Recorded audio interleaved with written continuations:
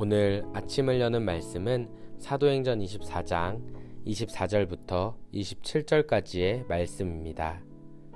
수일 후에 벨릭스가 그 아내 유대 여자 드르실라와 함께 와서 바울을 불러 그리스도 예수 믿는 도를 듣거늘 바울이 의와 절제와 장차 오는 심판을 강론하니 벨릭스가 두려워하여 대답하되 지금은 가라 내가 틈이 있으면 너를 부르리라 하고 동시에 또 바울에게서 돈을 받을까 바라는 고로 더 자주 불러 같이 이야기하더라. 이태가 지난 후 보르기오 베스도가 벨릭스의 소임을 이어받으니 벨릭스가 유대인의 마음을 얻고자 하여 바울을 구류하여 두니라.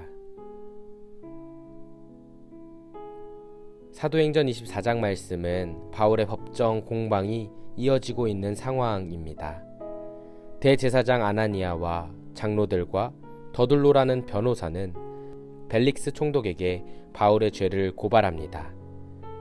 이들은 바울을 가리켜 전염병 같은 자요, 이단의 우두머리요, 성전을 더럽게 하는 자라고 말합니다.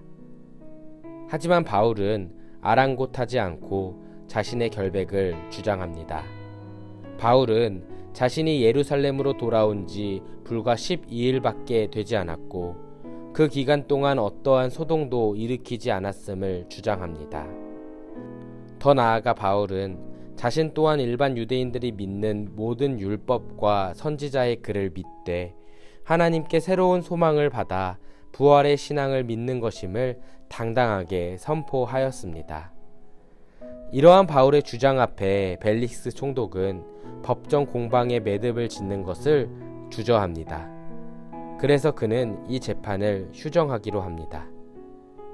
이렇게 한 이유를 추측해보기로는 벨릭스 총독이 대제사장 무리의 분노를 사고 싶지 않았을 뿐더러 혹시 바울에게 어떠한 뇌물을 받을 수 있지 않을까 하는 기대감으로 이 같은 결정을 내린 것처럼 보여집니다.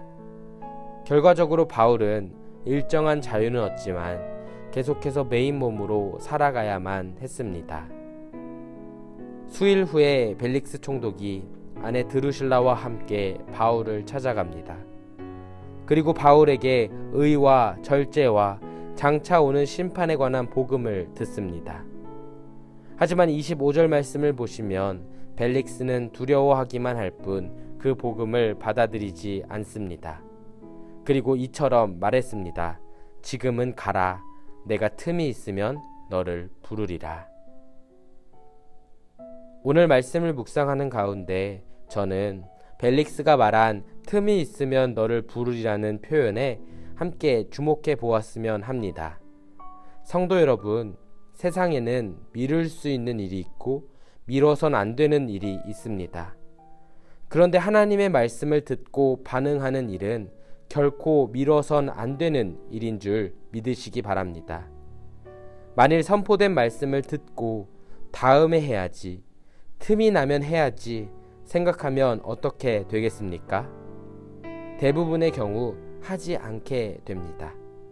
하나님의 말씀은 마치 예수님께서 나를 따르라 하셨을 때 제자들이 즉각적으로 그물을 버리고 주님을 따른 것과도 같이 미루지 않고 즉각적인 반응을 이뤄낼 때 비로소 열매를 맺기 마련인 줄 믿으시기 바랍니다.